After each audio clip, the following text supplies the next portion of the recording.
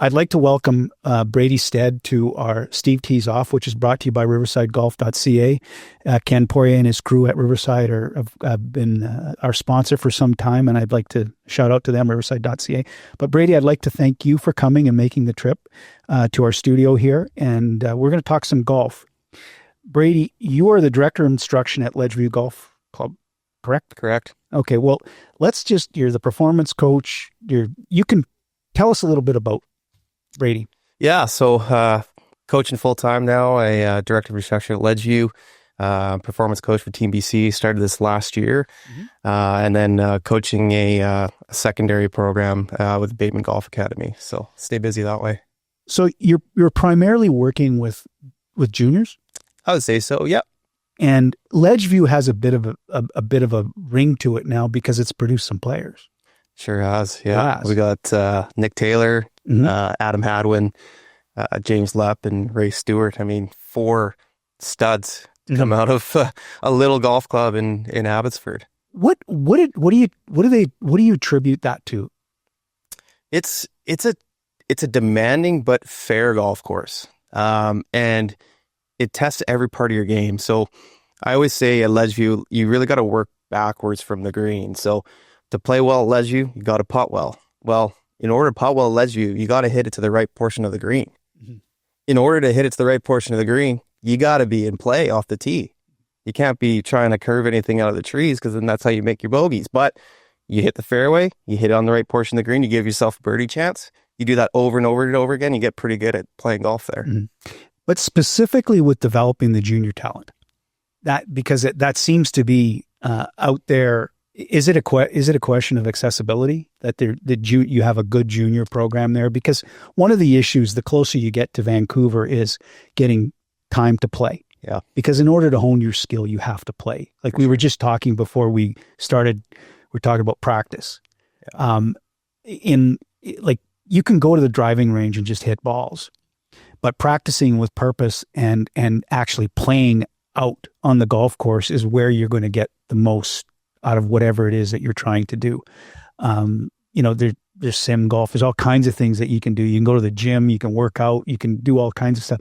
But at the end of the day, you got to play. You have to play, and you have to be able to play. And it seems to me that Ledgeview has a rep of producing young, talented golfers.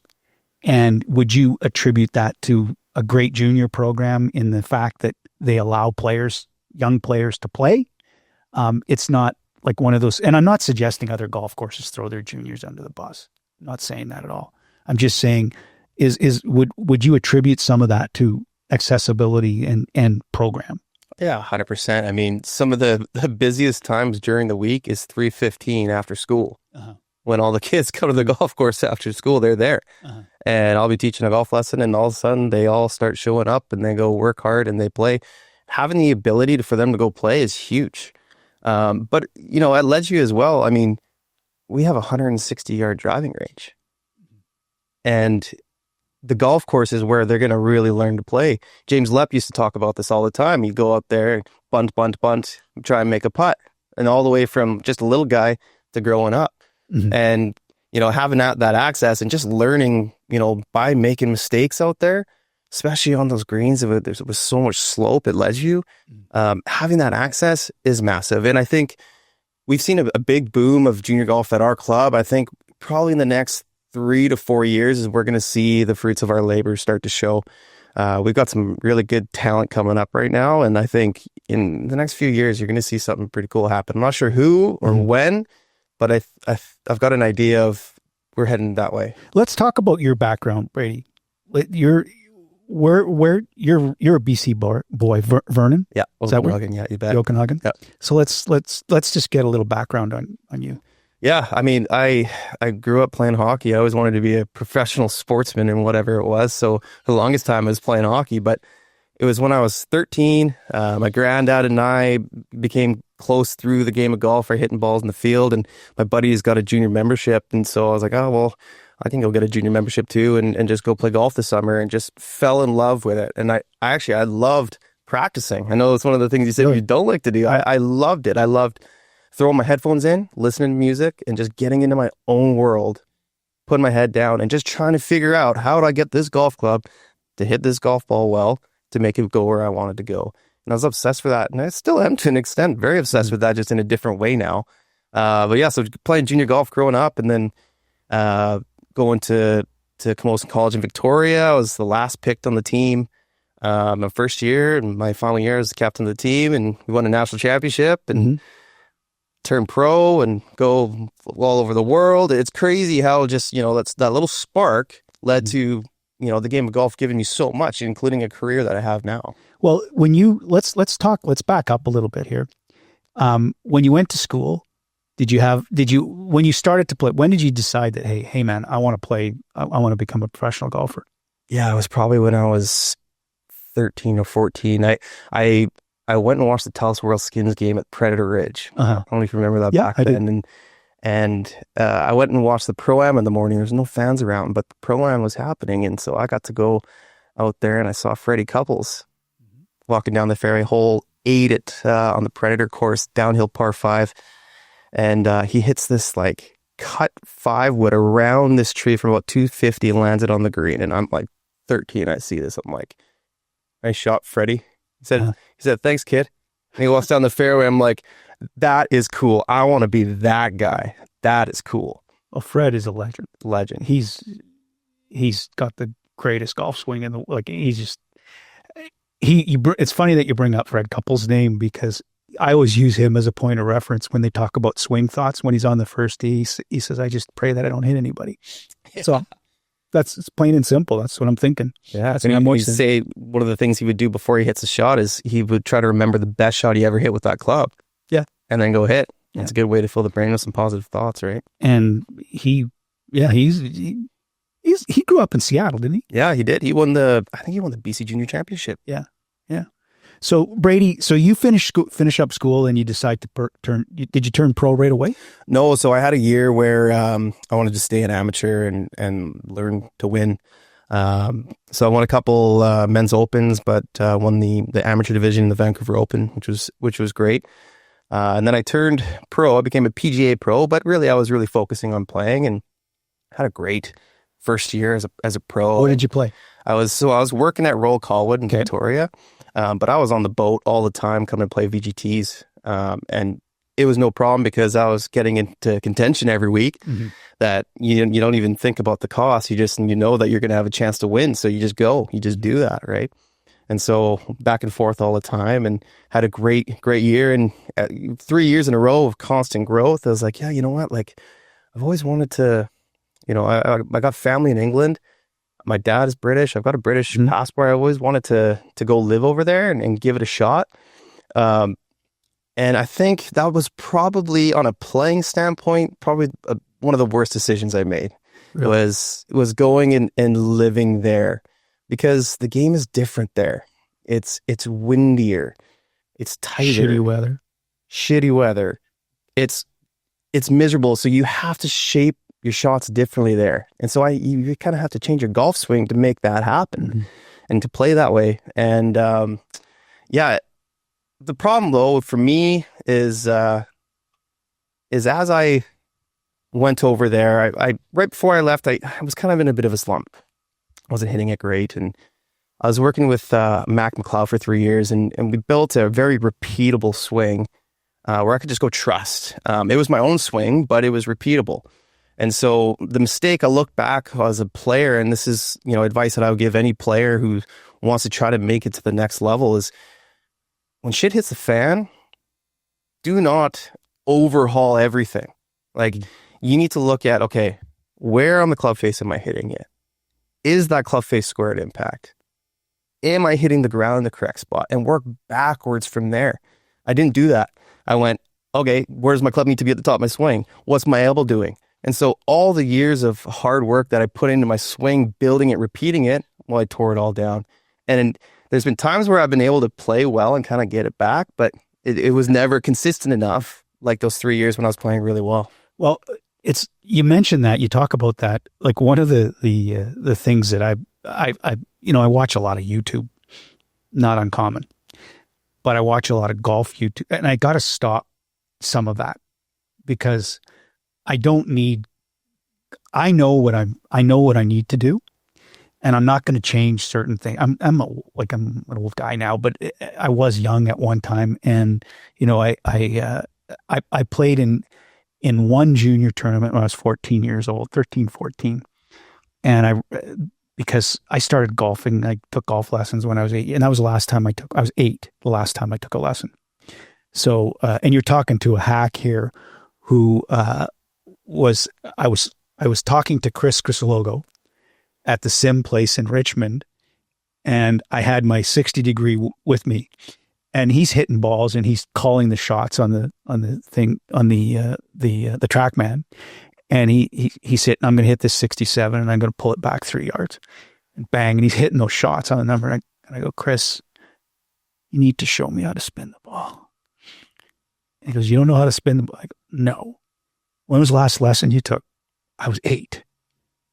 So he's like, choke up, move it to the front of your stance, swing. I laugh. Be fearless again, hitting wedges. I go, like, holy shit, I did it again.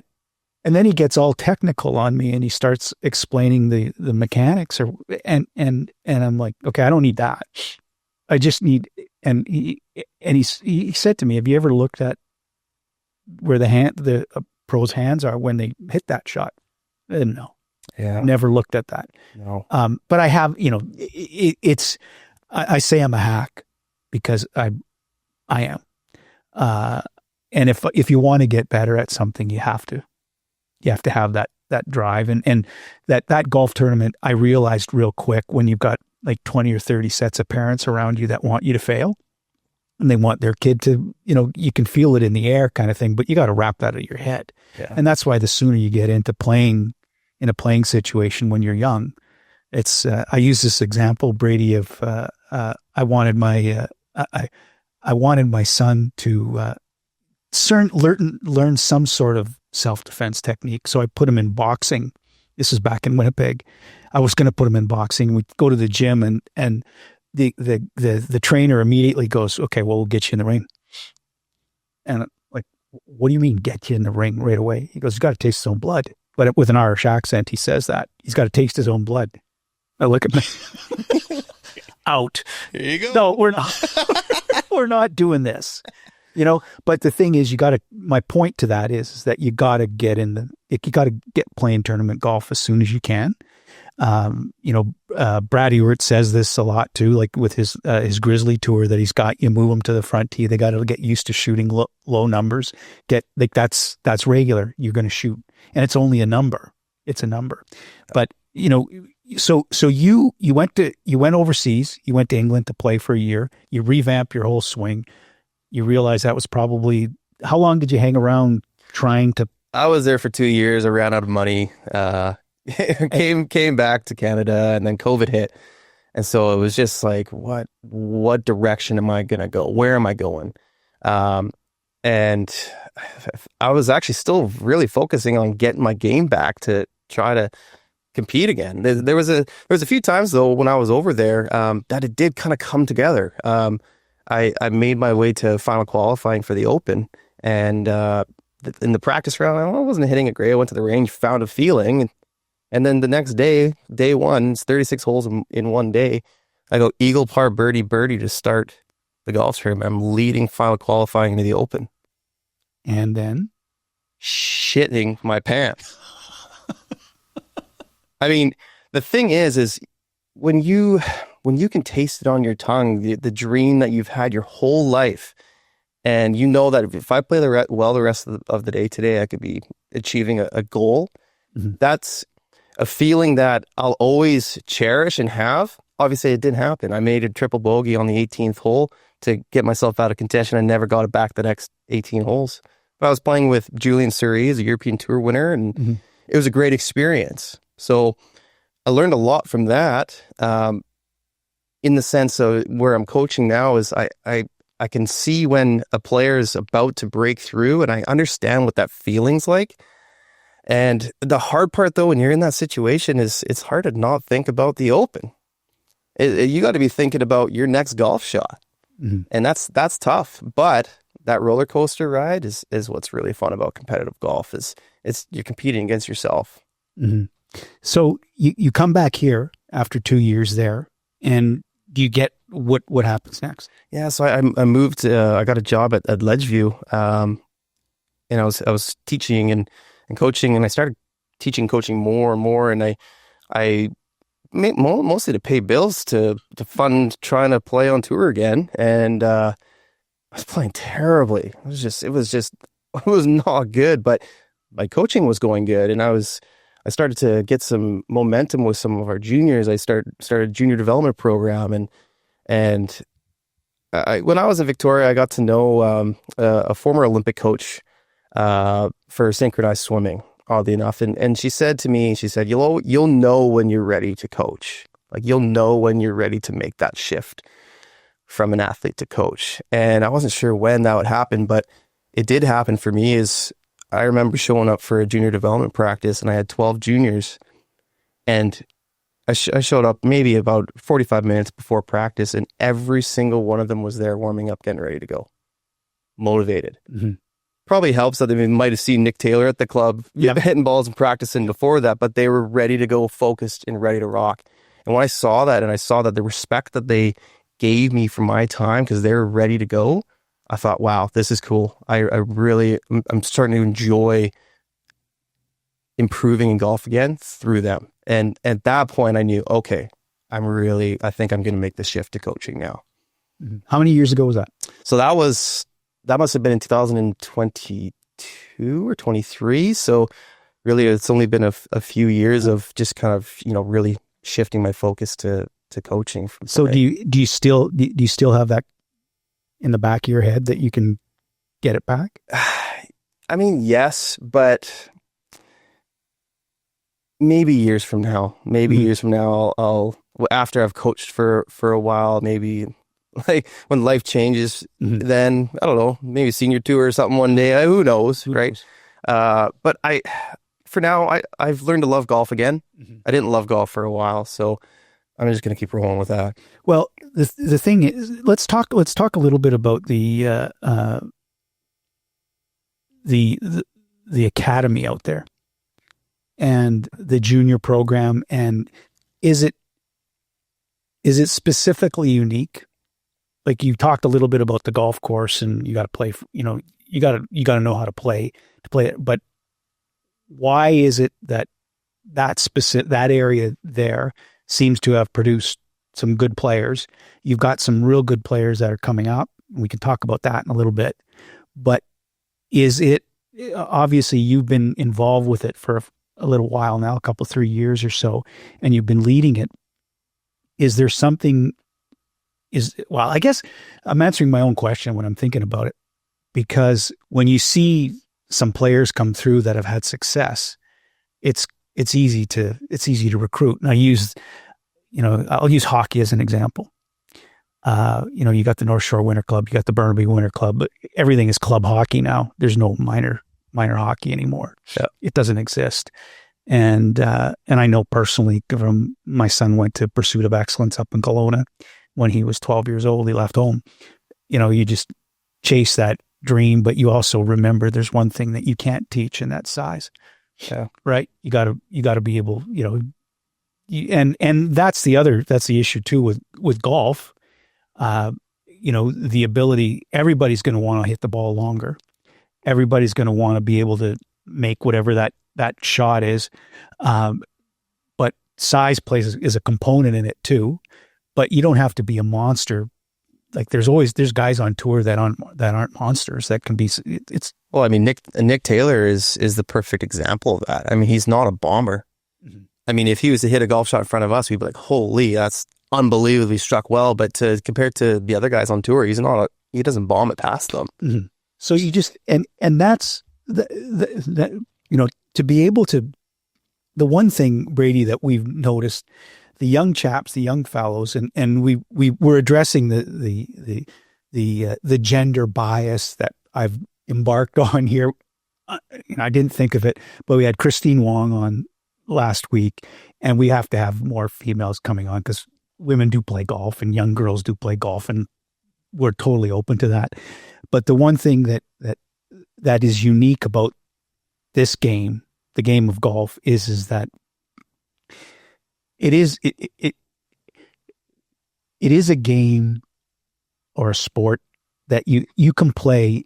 There's not many that you can do your entire life. Yeah. Right? There's not. No. And there's not many that you can be involved with and see the character of an individual up close. And there's something about, and my wife has even noticed that with the people that come through here. And, and I'm not going to say that I knew that, but there's the characters of the individuals that come in and that have been associated with the game of golf. I don't want to sound like snobby or anything like that, but they're all supportive because it is, and they have manners. There's certain things that you learn on the golf course.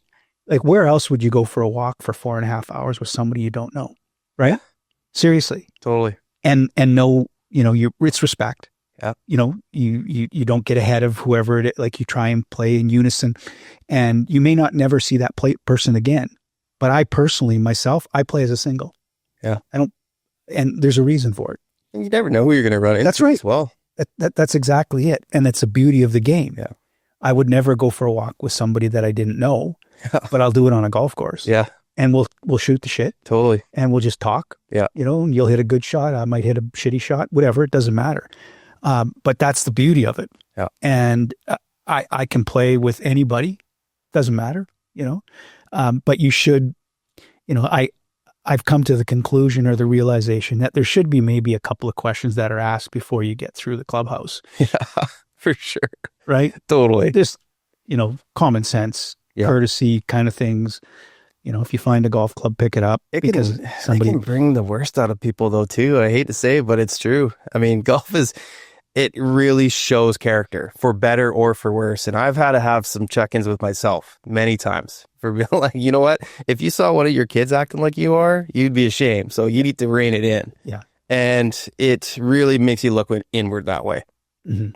So you talked a little bit about some kids that are coming through your program right now, and how it's like there's so many things, so many dynamics that are tied into getting to the next level. And I think I know this for a fact because I come from Manitoba, and this is the only place in Canada, if you're going to attempt to play golf year round, you can. Yeah. That's the facts. And you're talking to a guy who had, Superstore bags over his shitty golf shoes playing at Swanee Set the first year I was out here. Yeah. In, gale force winds. Now I'll never. But hey, I get to play golf in January, right? That's exactly it. Yeah. I've played golf on January 1st. I have, but I don't do that anymore. It gets too cold. As you get older, as you age, you can't take it, but you could. You could. We're really lucky that way. And that's what's unique. That's what's unique about being out here. But let's talk a little bit about how many juniors you've got coming through the program that you can tell. Like, you can tell. Oh, for sure. I like the approach that we've taken to Ledgeview is we want to cast that net as wide as possible and funnel them into systems and programs that are going to help bring them out the best. So, some of our better players that are coming up, they started in our junior camps, and, they go play junior nights, and it's kind of like that sink or swim going in the gym.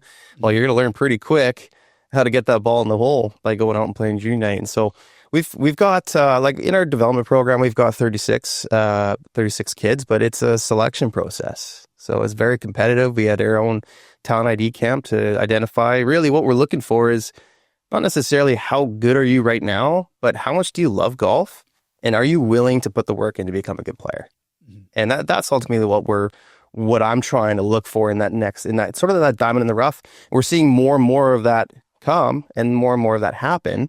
And those are the players that are improving the quickest is because they're motivated by themselves to go improve. What age does that,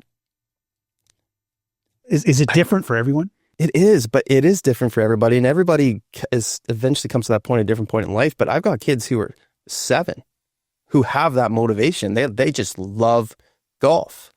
They want to be there all the time. They don't have, mom and dad aren't making them go to the golf course. Like, they're like, hey, can I go play? Like, can we go hit balls? Right. And like that motivation, if I have any advice for parents, it's if you want to have your kid become really good in a sport, you can't force it on them. Like it has to come from within them. And if you try to force it, by the time they're 17 or 18, they're giving up and they're doing other stuff. Well, it's so easy being a parent to try and attempt to live vicariously through your child. It is. Yeah. It is. And if you don't have the passion for it, like, it won't be fun.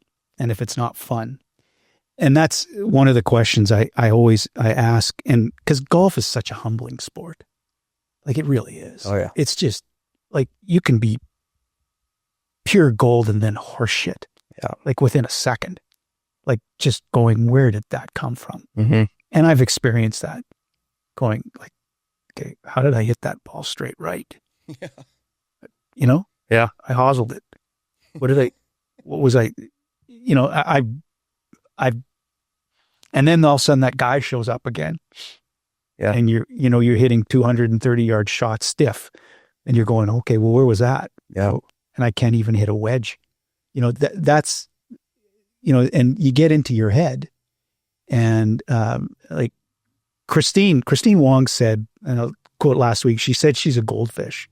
Like, that's, she had that ability to be able to just shake the shitty shot off and go, okay, I'm going to go to the next hole. I can make birdie. But I've been smoked by Christine way too many times that I can count on the golf course. Like, she's cool, calm, collected, right? And I think she's got a really good idea of self, like what she needs to do to play her best. Like, for me, like, I get way too intense when I play. So I got to do everything that I can to dial myself down. Like, I got to force myself to make a joke with whoever I'm playing with just to stop me from revving at 5,000 RPM. uh-huh. And I think that when it comes to, getting into the zone and playing your best golf, best way that you can figure that out and how to get there is understanding, like, what's your ideal level of intensity? Everybody's different, right? Mm-hmm. I naturally am a 10 out of 10 intense. I got to pretend that I'm going for a walk with some friends and shooting the basketball hoop in the backyard. Like, that's how I got to play golf to play my best golf. Some people got to amp themselves up. They got to go look in the mirror and amp themselves up and get ready to go, right? Everybody's different. And I think if you can learn that about yourself, you're going to give yourself the best chance to go play well. I mean, you've done it. I've done it. We've been in the zone on the golf course. Like, what does that feel like? Mm-hmm. And can you replicate that? Can you replicate it? Can you do it again? The best players can get themselves into that stage. I mean, Michael Jordan, right? Think of MJ when he talked about, he would like make stuff up that they're talking, like, to motivate him and get him into that zone. And he's just making stories up in his mind to get himself into that right place to go play. Yeah. And we, we had Jackson Jacob on, and we've had Matthew Steinbeck on, and he was talking, because he coached up at SFU, and we were talking, and Jackson is a really nice kid. He's a really nice kid, and he can play. And Matthew said he can be quite intimidating out on the golf course when you're playing with him. And that's fine, because that's the headspace you got to get into. That's the way you got to play. When you're playing competitively, nobody is your friend, really. Yeah. And if you can play if that makes you better, then that makes you better. You want to win. And everybody, whatever it is that makes you, like, some guys need apples, some guys need sugar, whatever you got to do to get to that level. And can you do it? Like, and I say that, and I'll ask you this question with a kid, like, you can hit that shot, let's say 7 or 8 out of 10 times, 7 out of 10 times. Can you do it again? Can you do it again? And now can you do it with 100 people watching, or 50 people watching? Hell, even 25 people, even 3 people that you don't know. Yeah.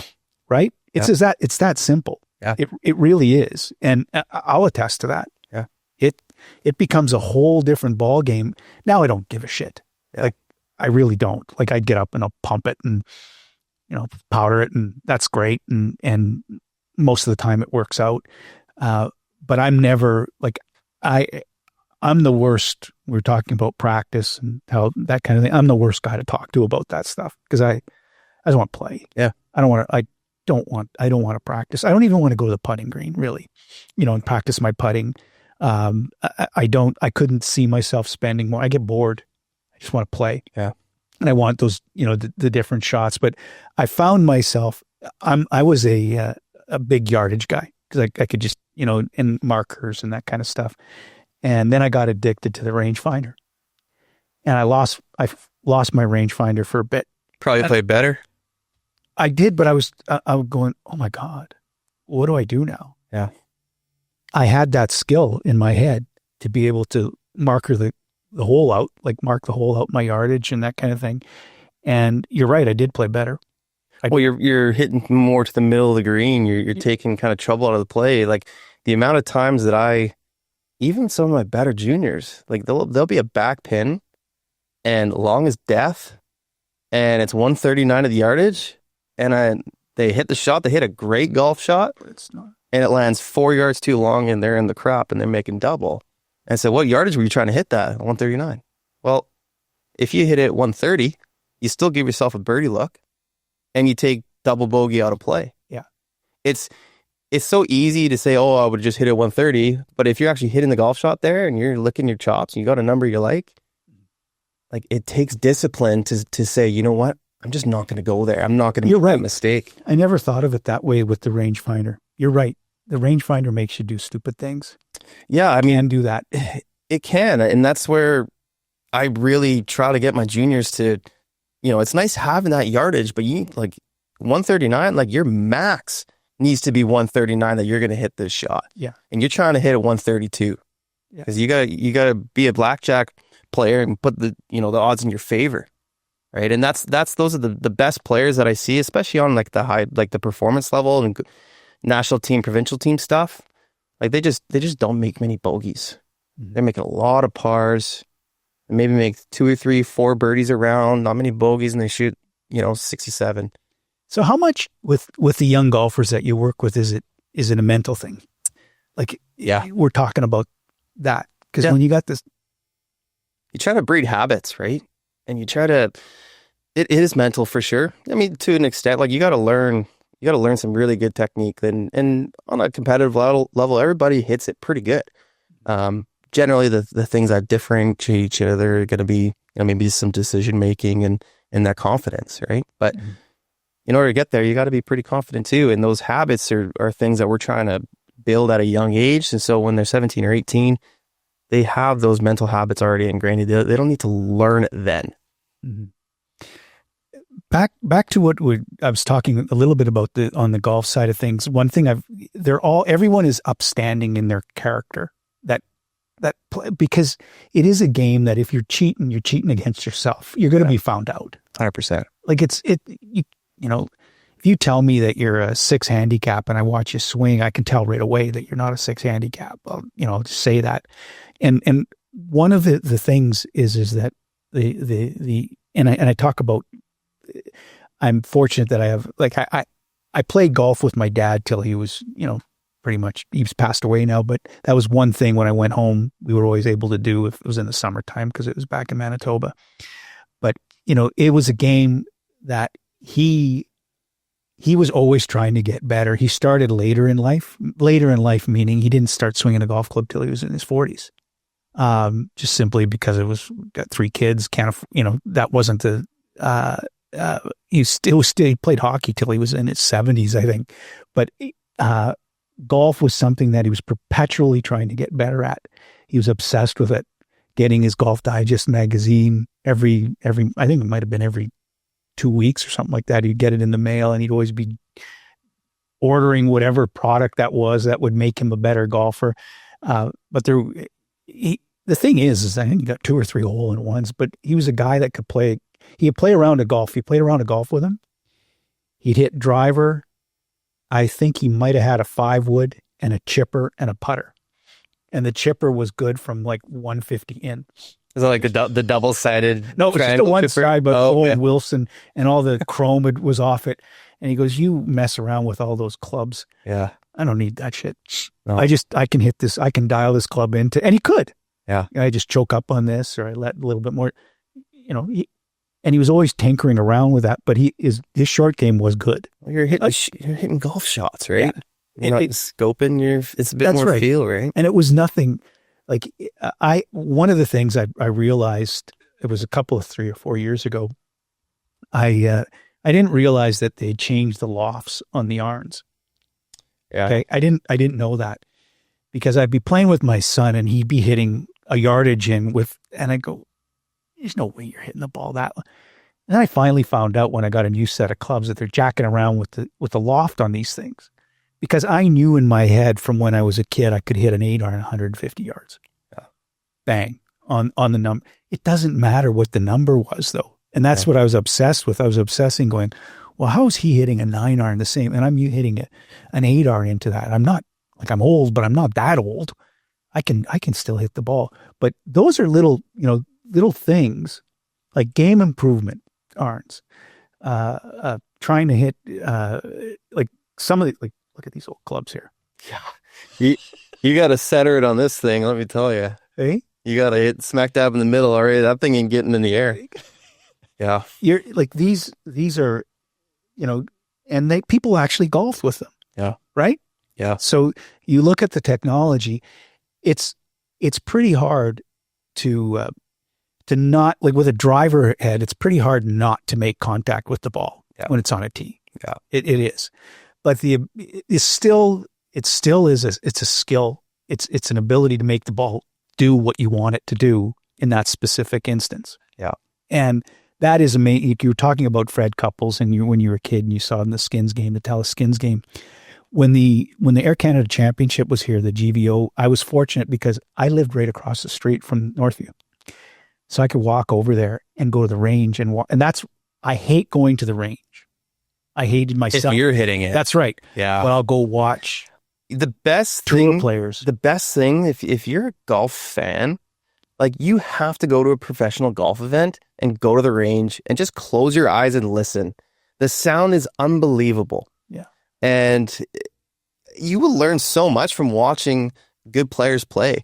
And you know what? It's not even just PGA Tour events. Like, go to watch a Vancouver Golf Tour event. Like, you got some absolute studs of players, even just locally, going and competing. I mean, Ewert's on tour now, and last year is playing Sandpiper Open. Yeah. Like, go watch those players and you will learn a lot from, their swing, what they're doing with contact, course management, all that. And you can get that on a lot of levels of pro golfing, that knowledge. Well, one of I say this because I would just sometimes be the only one sitting there watching the guys hit balls. But I remember watching Matt Kuchar hit balls and him literally be talking. Woman's there with the camera, guy's talking, and he's hitting the flag, like the flag, part of the flag, consistently. Yeah. And he's just another day. Yeah. I also watched, I believe, I think it was, and it was prior to the cut. It was 1 year Brad Faxon was playing, I believe, and he never hit a fairway and he shot even par. And I was like, I followed him. I was fortunate enough to follow him. It was a Thursday or a Friday, and he never hit a fairway. He doesn't hit the ball long, but he never hit a fairway up and down, up and down, up and down. Short game master. Oh yeah. Insane. On a golf course that you've never seen before. Yeah. Right? Yeah.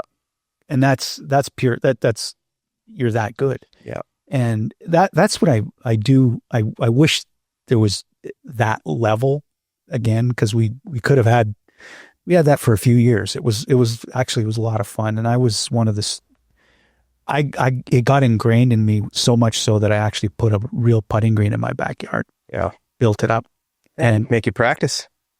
Yeah. Yeah. I became real good friends with the superintendent over at Northview. Yeah. Learned about all kinds of weeds. Cool. Yeah. It was really fun. That's awesome. And I found out how heavy those lawnmowers are. And yeah, it was not the smartest thing, but you're allowed to do one of those things. Yeah. Right. We need to get another tour event back on the West Coast. It's got to happen. It should. And we went out, when the Florida Net was here at Morgan Creek, we went out and, we watched AJ play, and he didn't play very well, with Brad. And tootling along. But you're right. Like when you see it live, like when you see the, good players, like the 17th hole at Morgan Creek was playing as a par 4. Yeah. Okay. And that's, I plays as a par 5. It's par 4, but it's like Matt Paulsenberg said, that's just a number. Okay. Get that out of your head. Okay. Why can't it be 3? Whatever. But the group that I think AJ was playing in on the Friday, the 3 of them, the guy that hit first, he hit his into the water in front of the green. Okay. He was short, but I saw it, but what are you going to do? Holler at him? Like, you're wasting your time. You're in the hazard. You're going to have to go back, but he had to come and dutifully look for his ball. And meanwhile, those other guys are up on the green, and he was pissed. Like, he was pissed that he walks back, just a little guy. So he hammers it like this over the water, like, and you're going, well, you had your yardage wrong or whatever it is. I don't know if he made the cut. I think he did make the cut, but and the one thing I noticed was his shoes were dirty, and I'm going, like, you have to be so committed to play in that tour. Yeah. Like, really. Yeah. Grind it for and you're not going to get paid anything. Even if you do win the event, you're not going to get paid a whack of dough that's going to secure your year or whatever it is. It is. Pro golf is very different than a lot of sports when it comes to, the tours that are just below PGA Tour, right? Like, if you're a good hockey player, you might sign a contract in the UK, or you might sign a contract down in the East Coast League. Even if you're, not playing in the NHL, but you kind of have some guaranteed income. You're going to have an idea of what you're going to be doing or what you're going to be making. Pro golf is you're spending a lot of cost just to get to the golf tournament. And if you don't make the cut, well, you're losing money. Do you think that? Glad you brought that up, because that's. Do you think that there should be some, like, you look at it and you go, it's so, like, now at the PGA level, it's the top 100. Yeah, so those 100 guys. It's getting harder. Yeah. So if you don't, then it's the Corn Ferry, or it's the DP World Tour. Okay, where they're gonna, that's a whole nother. But do you think that it is the only sport where there is no minor league, really. Yeah. Right? Yeah. There is no minor league. It's a purest form of meritocracy. You got to be the top dog. You're a professional gambler at the end of the day. You are. Like, pro golf is pro gambling. Now you're gambling on yourself. If I don't play well, then I'm not going to be losing money. But if I go play well next week, well, I get it all back plus more. You're right. But I think, with the whole live golf disruption, like, by no means am I pro live golf, but, having a basis of, you kind of have an idea of what you're going to make, I think was really appetizing for a lot of players. And it kind of forced the PGA Tour to make some changes where, if you have your card, you're going to make X amount per year, right? But that's not on the same for the lower levels, like the PGA Tour Americas and Corn Ferry, or even over in Europe, right?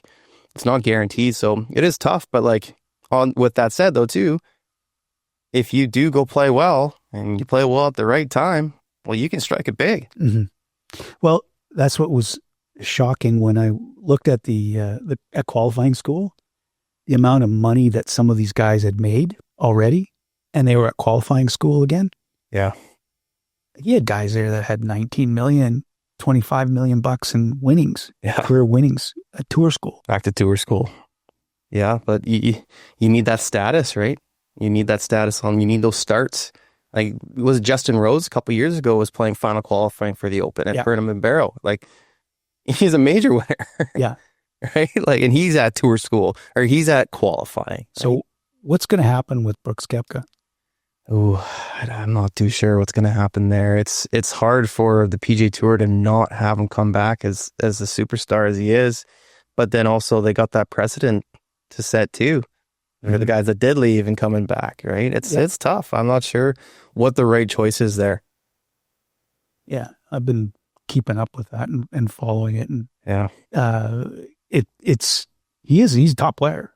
Oh yeah, no question. Oh yeah, there's no question. Yeah, but do you think too? Like this is the other thing that, and one of the things that has occurred here is that the players now have to make themselves their own personal brand, and I mean that in the most sincere way. In that they are like, look at what Bryson DeChambeau's done. Like he was an asshole. Like the perception of him was a complete and utter asshole. Yes, as a par 67, right? You remember that? Yeah. But I remember Brooks Koepka doing the interview and him walking behind with his cleats on. Remember that? The eye roll. Oh yeah. Just going, that guy again. Yeah. He reinvented himself. He reinvented himself. Yeah, he did. And now he's created himself as his own brand. So when the Live Golf Tour goes and says, well, you've got the viewers. That's right. He does. Yep. He does. And now everyone can't be that, but that's kind of like the path. That's the direction that you have to go. It's like us sitting down here and having this conversation. Me doing podcasts. I thought about doing this like 3 or 4 years ago. Actually, my wife had the artwork for Steve Tees Off and everything. I didn't realize that we had gotten that far down the road, but we eventually did this, and you just go and you do it. But this is what we're doing here, is that it's the future. Yeah. It's, and will everybody enjoy this? No, but somebody will. Yeah. And, let's talk a little bit more about, you also have you do a mental health day. You did you just started that a couple of years ago. Is that correct? Yeah. So I started I called it the Steady Golf Teach-a-thon for mental health. How the story goes is I'd lost a family member to mental illness, a cousin of mine. And so as years had gone by, I always knew mental health is really important. I wanted to make a difference, but I wasn't quite sure how. And so I came up with just teaching all day from dawn to dusk and donate the funds. And so I did that for a couple of years, and I got in contact with the PGABC, and they wanted to get on board and grow it into a provincial initiative. And so just this past year, I think we had like 25 pros participate, and we raised a bunch of money for our local CMHA branches, Canadian Mental Health Association branches. And so that's really been really, really rewarding for me, is one, to see the funding too, but also we're having these conversations. You and I are talking about how important mental health is. And, maybe somebody listening to this might say, you know what, I have been struggling a little bit. Maybe now's the time to go reach out and go get some help. Mm-hmm. I know from personal experience, it's amazing what a session can do with your thoughts and with a counselor and talking it out. And because our brains are so complex, everybody has different issues, but having somebody help you move through the weeds and understand what's going on, it's amazing how much you can benefit from that. And so my hope is that by donating and helping the CMHA, more people will have access to be able to have that opportunity. Well, that's fantastic. That is, can you, I guess you don't want to get into naming young players that you're working with, because you probably put undue pressure on them. Yeah. In that your expectation is here. But you said you've got some in the pipeline that it's like when I had the pleasure. It was actually the pleasure. My son is the same age as Ryan Nugent-Hopkins. Oh yeah. Okay. When he was 8 years old, he was a freak. Like, never mind when he was 10. He was doing things that, like, you see the kid and you go, yeah, he's got it. He's got it. Yeah, he's got it. And the same, I've interacted because of my son going through the hockey. I've seen that level of, okay, that kid's special. Okay, you got to nurture that kid. And I've also seen, players that you're shocked that ended up playing for a Stanley Cup. You're going, Jesus. Yeah.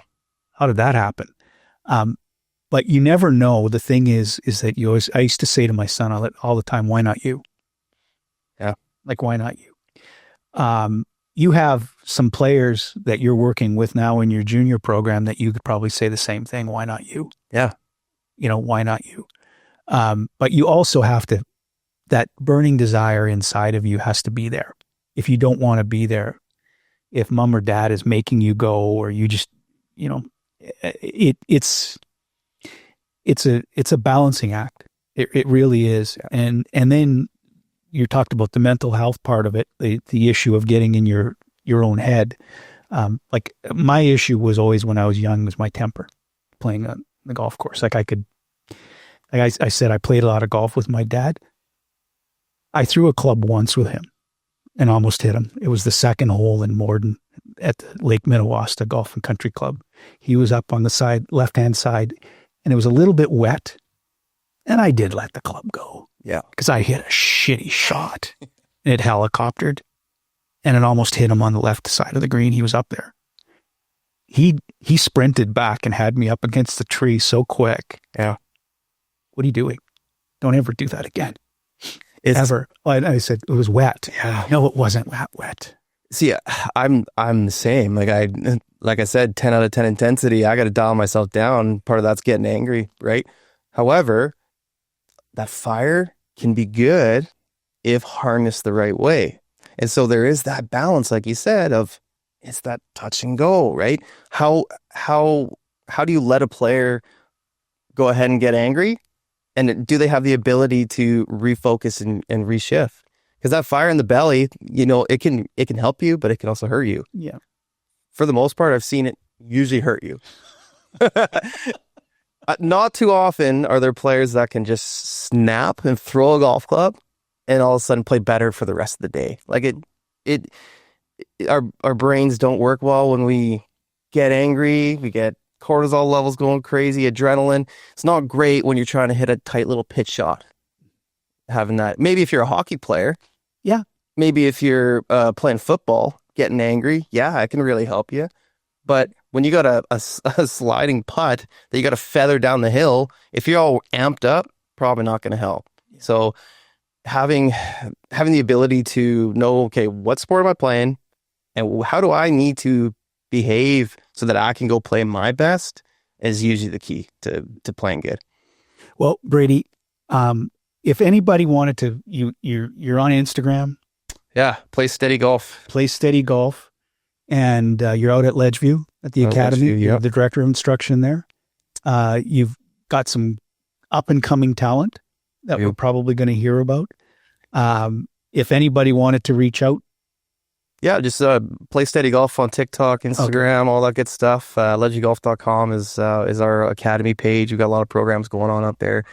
And I got the best job in the world, man. I'm really lucky to be able to do what I do. Well, Brady, thank you so much for coming to spend some time with us on Steve Tees Off, brought to you by riversidegolf.ca. Ken Poirier and the team are fantastic out in South Surrey. Check them out online. And Brady, thank you so much. Thank you very much. Cheers.